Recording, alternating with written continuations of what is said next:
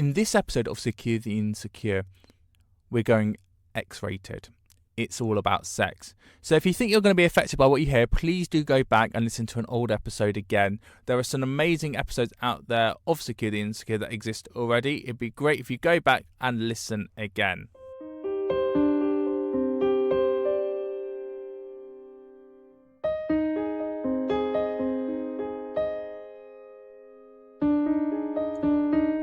Hello and welcome to Secure the Insecure, the podcast where I say it's okay to not be okay. I'm Johnny Seifert, and every week I'm joined by one very special guest.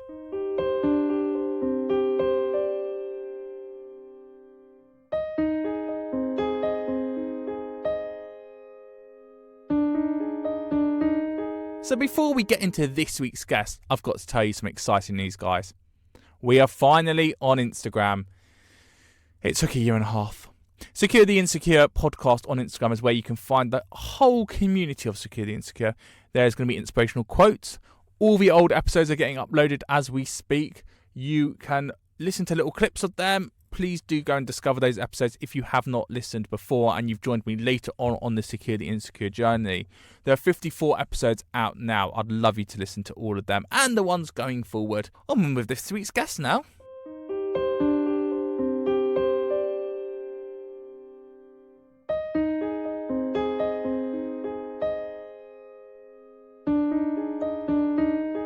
Now, I want to ask you 3 questions to start this week's podcast. When was the last time you spoke to your friends about sex?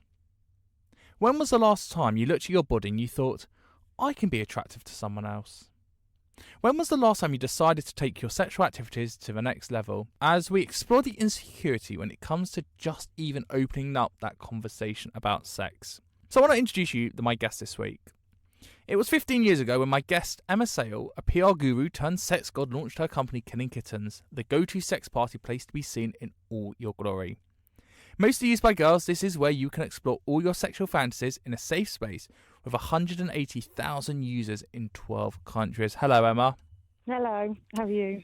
I'm alright. I'm like quite scared for this conversation, but also, again, already feel a bit liberated that we're even just opening up this conversation about sex. Yeah, that's the thing. You know, I always say our sexuality drives us more than religion and politics. So why do we like whisper about it and feel so bad talking about it when it's the core of who we are? Well, literally it's how we started. When did you realise there was a gap in the market, I suppose, to just even open up that conversation before even the parties came along? I think what it was just I always say I had this like anger in me that just kept being stoked, and growing up and grew up in the Middle East and just seeing the way women were treated, just seeing the double standards of how, men could sleep around, they could talk about their conquest, they could talk about anything to do with sex and get a pat on the back or told they're a legend, and women were slut-shamed the whole time and had no voice in the bedroom.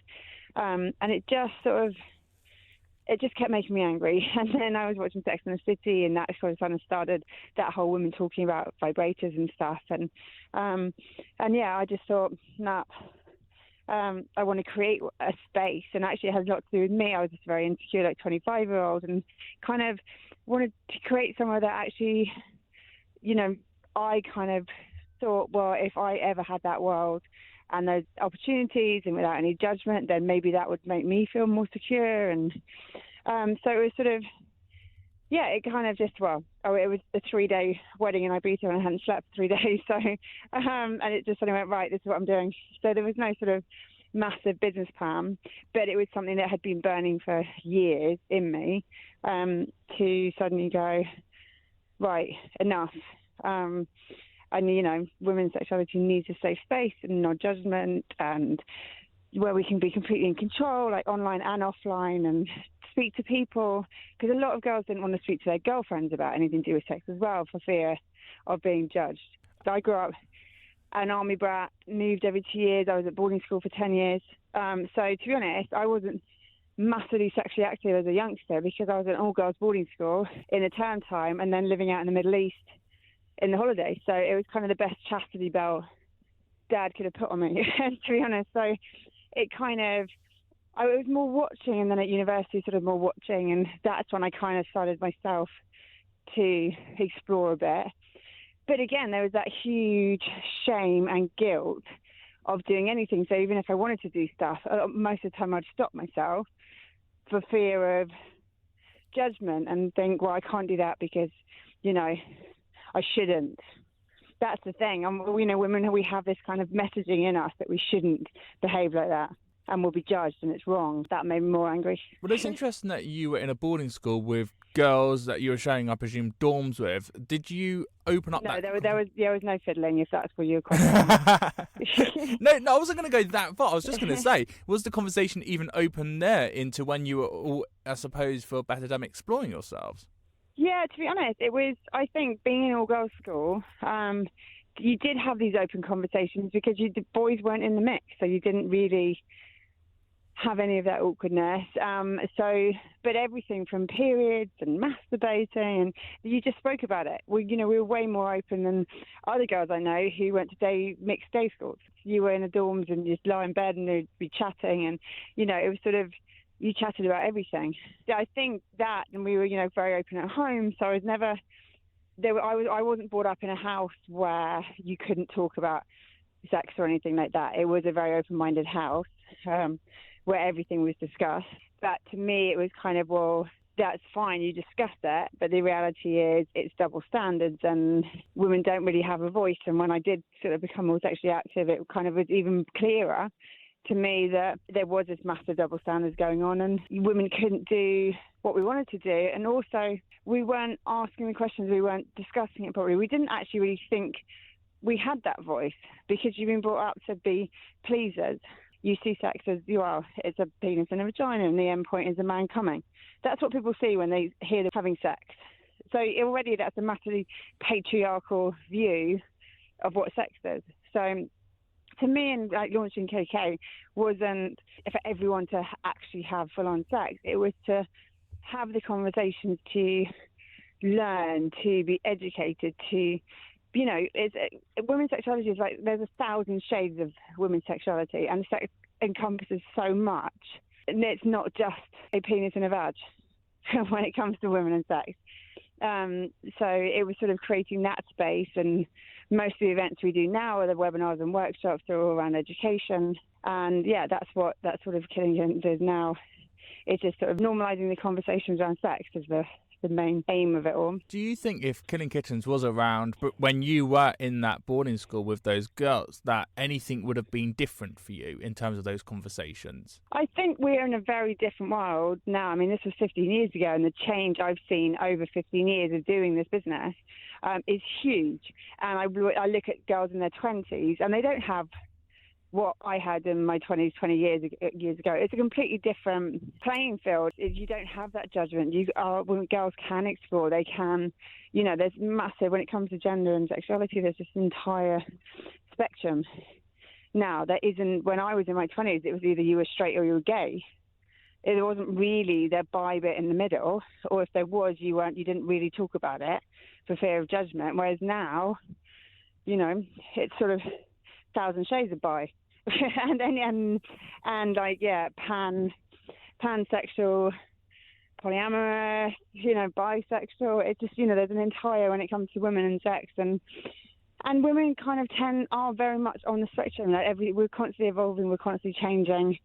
It isn't that black and white anymore. So it would have been nice to have it around 20 years ago when I was 10, but that society evolves, doesn't it? So I last week had Chloe Madeley on, who's got the Couples Quarantine podcast, which you were also on, and you were saying on there that girls are more likely to want to explore with other girls and find girls attractive, which boys would never do. But girls are more instinctive to look at another girl and go, oh, they're good looking. So there's something about that as well, about just even opening up the conversation in themselves about trying these different types of activities. Yeah, I remember saying it when I launched 15 years ago. That was one of the things I'd say. It's like all girls are naturally bisexual and bi-curious, and girls I know would be like, that's bollocks. And it's not. There's a sexual spectrum. Alfred Kinsey Institute found from like 1 to 7, whether you're really straight or really gay, and women tend to be 3, 4, 5, so bang in the middle. So it's a natural thing in us, But religion and society and culture has squashed any form of like women having a voice sexually and being able to admit anything. And we're so, it's the one, when you look at the science of sex, it's the one science that is so clouded by all that external influences into it.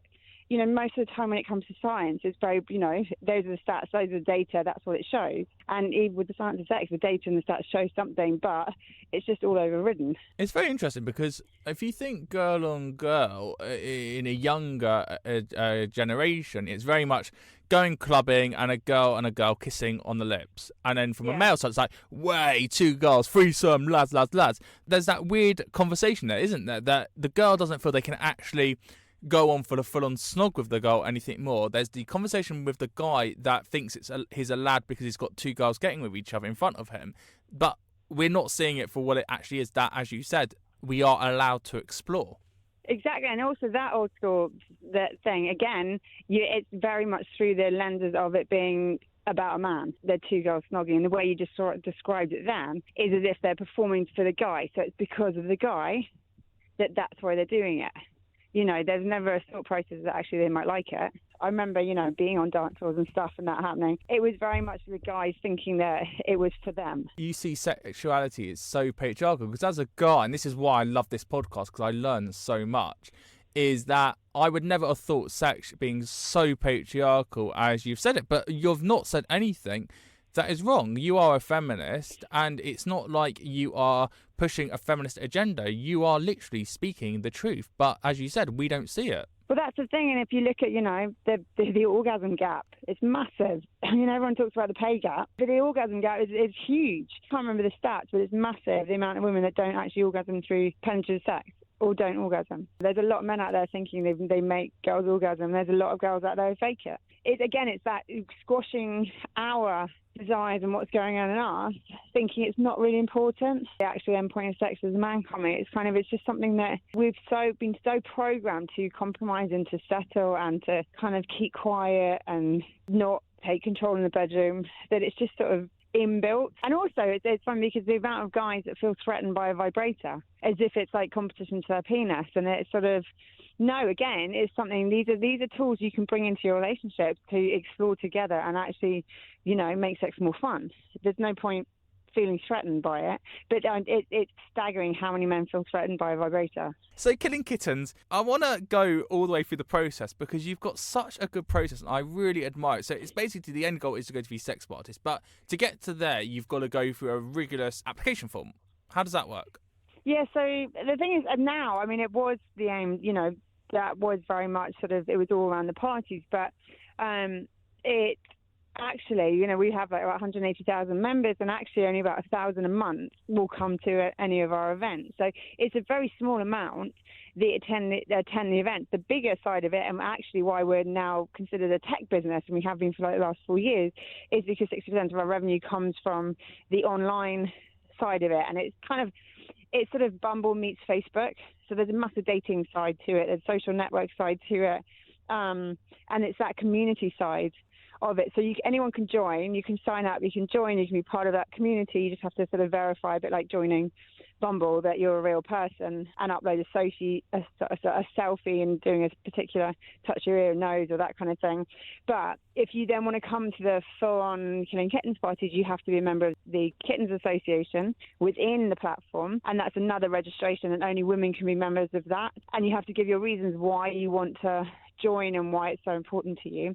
And then when you're in that, you can either come as a single girl or you can bring a partner, and whether that partner is another female or whether it's a guy, and buy a couple's ticket. Kind of like there's an association within the members club, so it's sort of a double whammy to get to the actual full-on Killing Kittens parties. But if you want to just come to the workshops and webinars and all the education side of things, then you can just be part of the big KK world. The whole ethos behind us was to create the safe space for women to feel in control, and women, they make the first move. So you can't, the minute you allow groups of men in, the testosterone factor kicks in, and then you're going to change the entire dynamic. So the rules we have at the events are, and even online, is that women make the first move. Men can't go up to people they don't know. They have to wait for girls to approach them, and that's the thing. That's what it's about. If you wanted two guys or more than 2 guys to be able to come along, then you might as well just go to a nightclub or a bar. But this is what I'm quite interested about. You've got workshops and you're opening up this conversation, you're building a community around sex, and you're giving a safe space for sex to be spoken about. But some would argue that sex should be kept private and in the bedroom, that we shouldn't be speaking openly about it. I know obviously we're talking openly about it now, but that question is why? Why is sex not part of the mainstream conversations that we have? Because that's the thing. If you look back through history, before the 18th century, women actually were the ones we were the more proactive sexually. You look out of the Western world and you have tribes that are very matriarchal, and women are very sort of able to explore their sexuality and sleep with as many partners as they want, and there's no judgment. The minute 18th century, 19th century kicked in here, it suddenly became about religion. It suddenly became about religion, and everything was around this family unit. And to get that family unit of marriage, it was very much, well, control about the women, and they're going to be the wife, and they look after the children. They have to stay at home, and that's how you're gonna protect this family, this marital unit. So it was very much, religion has a lot to answer for, but it's not. That's the thing. It's not a natural thing for us not to be sexual and not to speak about it, and especially for women not to be sexual. It's not natural. It's just something that's happened since the 18th, 19th century. And then kind of science took over, had the battle with religion in the 20th century, came into it, and that's what's sort of happening now. But it's only been the last 100 years. I mean, the female orgasm has been around for less than 100 years. It's been acknowledged for. It's not a long time. That's the thing. When you really question it and look at it, you go, it's just sex. And as I said to you, our sexuality drives us. So as far as I'm concerned, you should be able to sit at a table and discuss, the latest workout plans you've read about, or the latest diet plans you read about, and the latest sex stories or positions you read about. It should be as normalised as that. You're also changing the conversation and the dialogue around body confidence, because if you've got these sex parties, you're gonna would have to be undressed. So you've got all these girls hopefully walking around completely naked, feeling free. It doesn't matter their size, shape, colour, diversity, background. Yeah, exactly, and that's what we've always said. And that, we have a thing, hashtag Kitten and Proud, and we've been doing these photo shoots every year with all our marketing campaigns and flyers we used. We last year, at the end of 2018, said that by the end of last year, 2019, we wanted every image across our site to actually be real members. That's exactly that. It's kind of being sexy as an attitude. It's not a shape. It's not, and it's that empowerment and just owning it and that confidence. It comes down to sexual confidence, and then you've got that. Then it doesn't matter size or shape or culture, race, or whatever. So then COVID hits, the party stopped, and you've moved, as everyone else has, to Zoom, and you're doing these Zoom workshops, Zoom sessions. Tell me about how the Zoom style works, because one could argue, as again from a male gaze, that it's basically free porn without going on Pornhub. Yeah. There is an element of that, but it's still for members. We literally, within 5 days of lockdown happening, moved the Friday night parties to virtual house parties. It's just, as I said, at the end of the day, what's been like sort of the main ethos and the main thing behind us is our community and that community spirit and sense of belonging. And it's not necessarily, it's all about being able to get your rocks off type thing. That's not what it's been about. So it was kind of, we knew we had to keep that community going, and that's why we had the house parties. We basically from January, we were moving all our education workshops into like online virtual webinars and workshops anyway, so we were already doing that, and that's it. And we've been doing them every Friday night. We've had them, and we're doing on them like Australian time zones, New York time zones, girls only ones.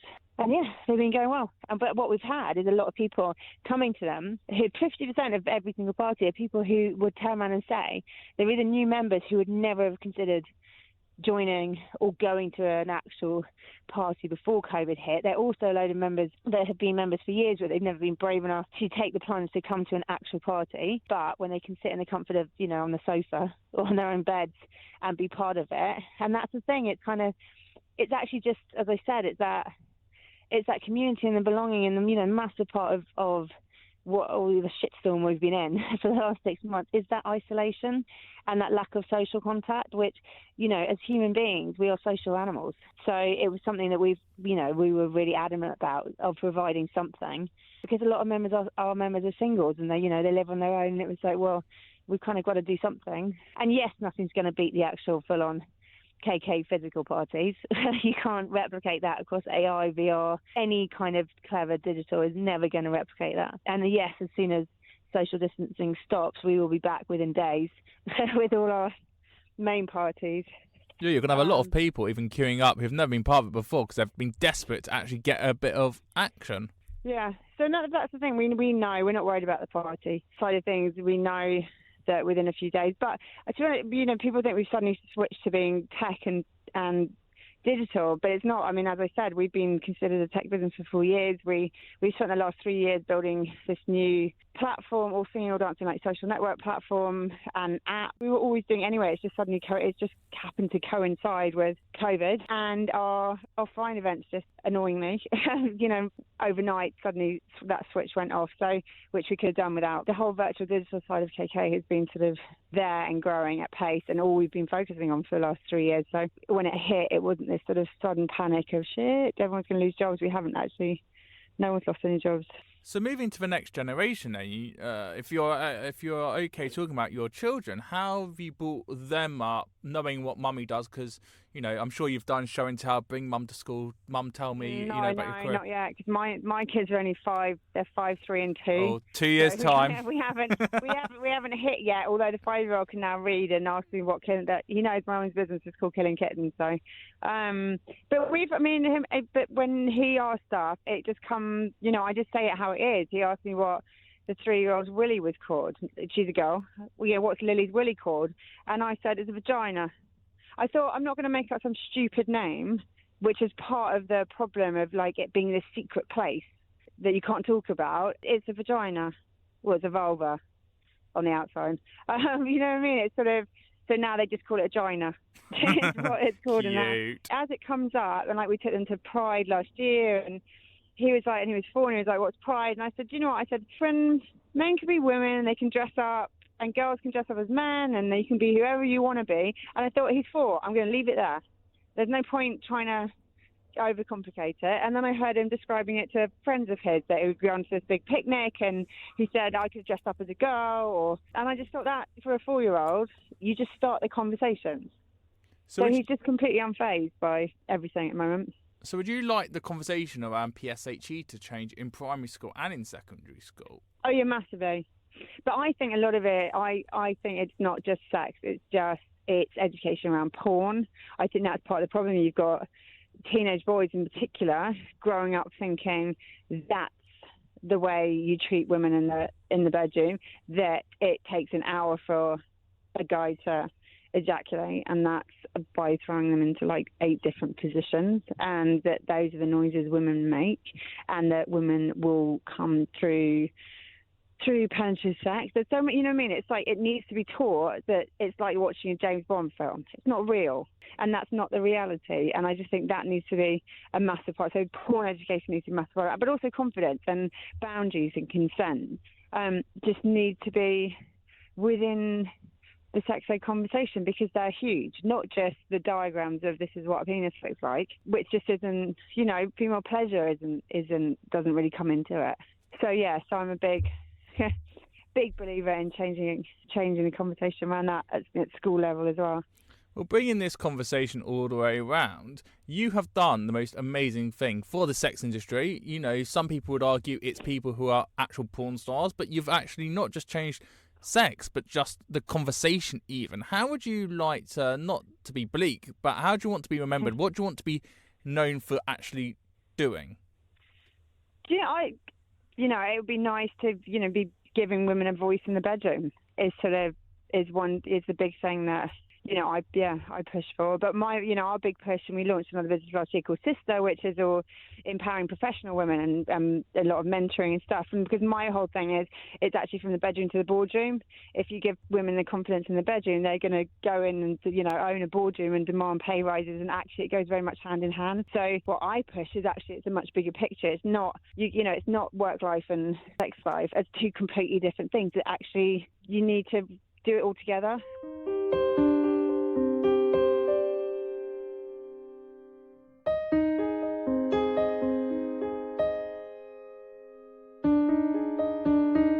Emma Sayle there, owner of Killing Kittens.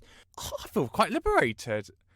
I think it's one of those things that I'm such a Northwest London Jewish boy that I would never really ever have those conversations. And that's why I love doing this podcast, because I get to have these conversations and learn so much. I never saw sex being so patriarchal, and it's started to change the way I look at it now, and the whole industry as a whole. Now, if you've liked what you heard, please do rate the podcast, like the podcast, and subscribe to the podcast. I can't make this podcast successful without your help. And to go the extra level, we are now on Instagram. I know, it took me a year and a half. Secure the Insecure podcast on Instagram is where you can find us. You can see all the old episodes. I'm putting them up week by week, and I'm putting inspirational quotes up, and I'm just giving you that space where you can speak out. And I really want to build that Secure the Insecure community on that platform, Secure the Insecure podcast on Instagram. Please do join that community. Give it a follow. Find an inspirational quote, look at an old episode, and really just be part of my community. I'd really appreciate it. I've been Johnny Seifert. Thank you so much for listening. Until next time, thank you and goodbye.